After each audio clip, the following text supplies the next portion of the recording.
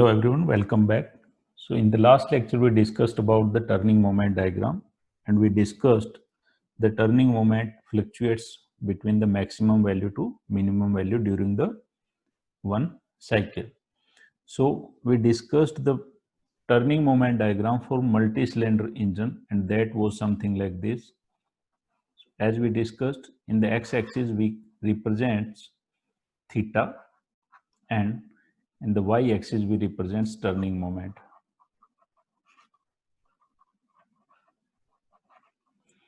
So let's say this is the value of T mean, and around the T mean there is a fluctuation of something like this energy, and let's say this is a complete one cycle up to this one. So if we are talking about the one cycle of two-stroke engine, then this is 2 pi, and if this is the four-stroke engine, then this becomes 4 pi. So we can say this is one cycle. That can be a 2 pi for two-stroke engine, and that can be a 4 pi for four-stroke engine, and this value is a T mean, right?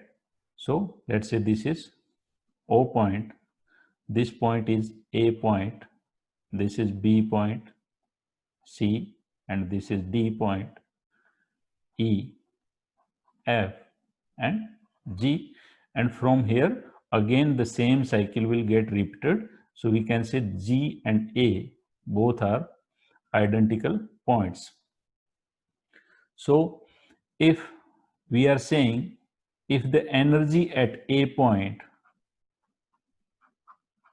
if the energy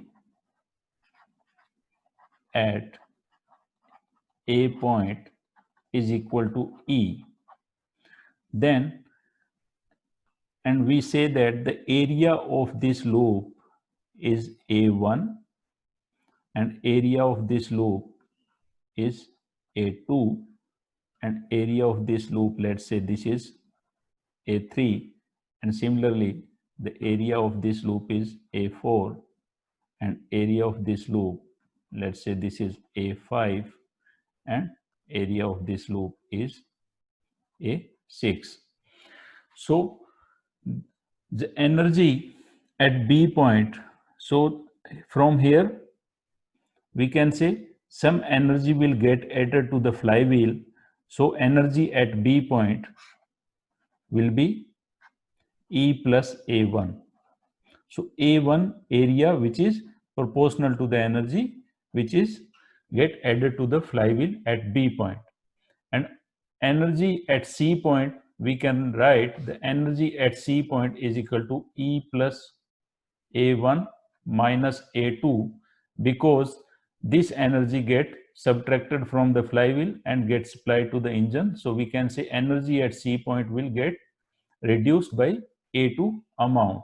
Similarly, we can write the energy at D point which is equal to E plus A1 minus A2 plus A3, and energy at E point we can write energy at E point E plus A1 minus A2 plus A3 minus A4, and energy at F point we can write E plus A1 minus A2 plus A3 minus A4 plus A5, and energy at G point which is equal to E plus A1 minus A2 plus A3 minus A4 plus A5 and minus A6.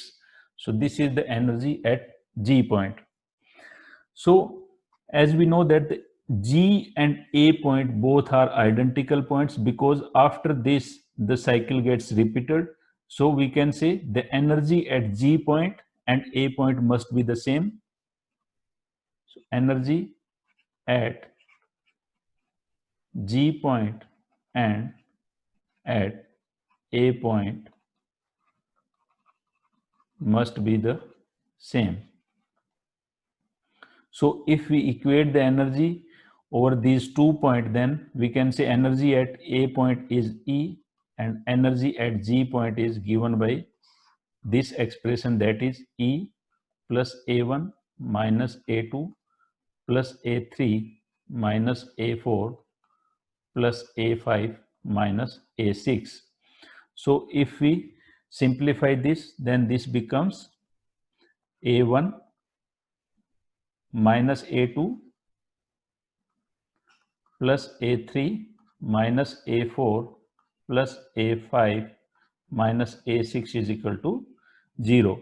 So from here we can say the energy gets added to the flywheel is equal to energy supplied to the engine from the flywheel, or total fluctuation of energy is equal to 0.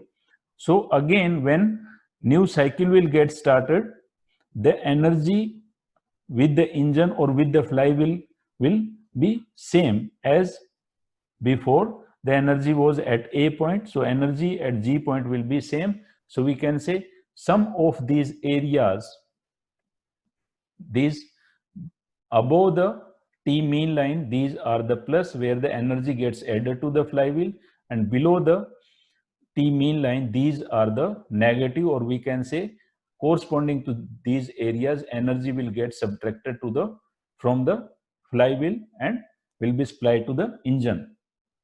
So now from here we can say, as energy at A point was E and energy gets added when the flywheel was at B point. So we can say speed at B point will be higher.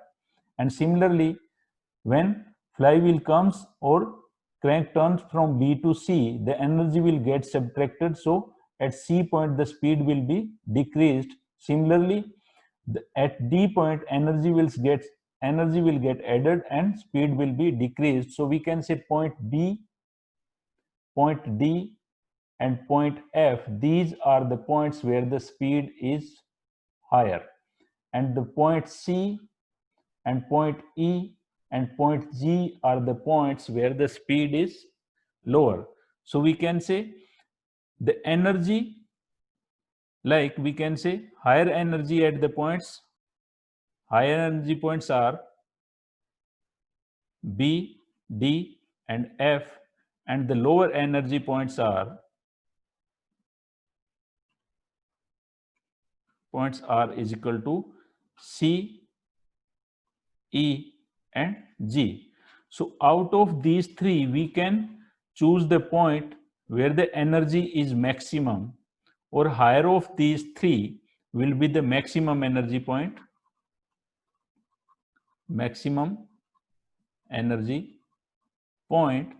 and lowest of these three, we can find out the energy over these 3 points C, E, G. So lowest among these three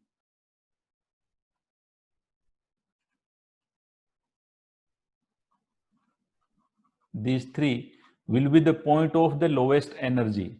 So from here we can find out the maximum energy point and lowest energy point. So from here we can identify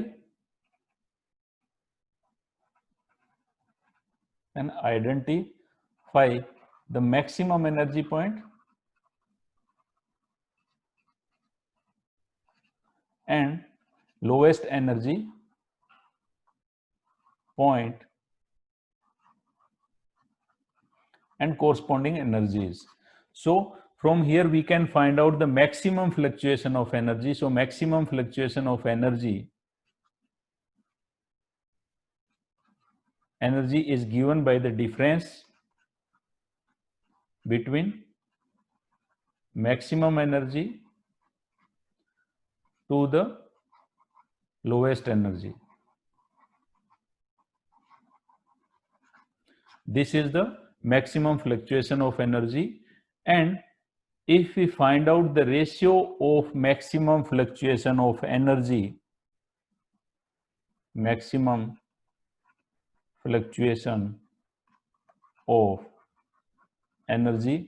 to the work done per cycle,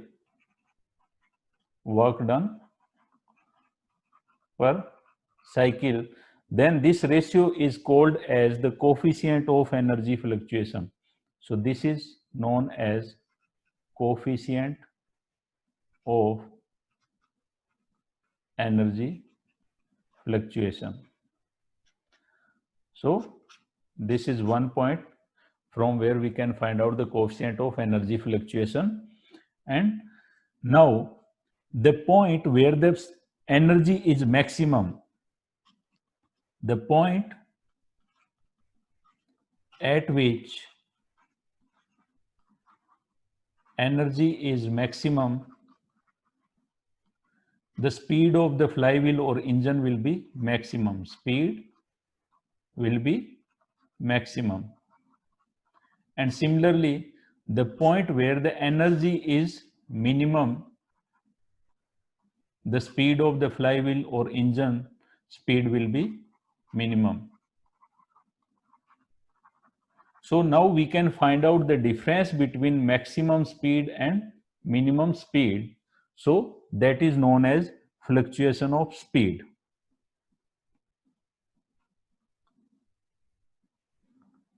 So from here we can find out the maximum fluctuation of speed, which is given by the maximum speed minus minimum speed. Now we can find out the ratio of maximum fluctuation of speed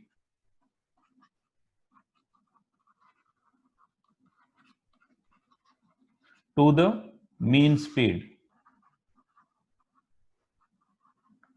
So this ratio of maximum fluctuation of speed to the mean speed is known as coefficient of fluctuation of speed. So this is the coefficient of fluctuation of speed, and mean speed can be found out as, so mean speed can be found out as maximum speed plus minimum speed divided by 2. So this is mean speed, and using the mean speed and the maximum fluctuation of speed, we can find out the coefficient of fluctuation of speed. So this is how we can find out the energy fluctuation of the flywheel, and using that energy fluctuation we can find out the fluctuation of speed. And using the fluctuation of speed we can find out the coefficient of fluctuation of speed. So in the next lecture we'll establish the relationship between coefficient of fluctuation of energy and coefficient of fluctuation of speed. So thank you.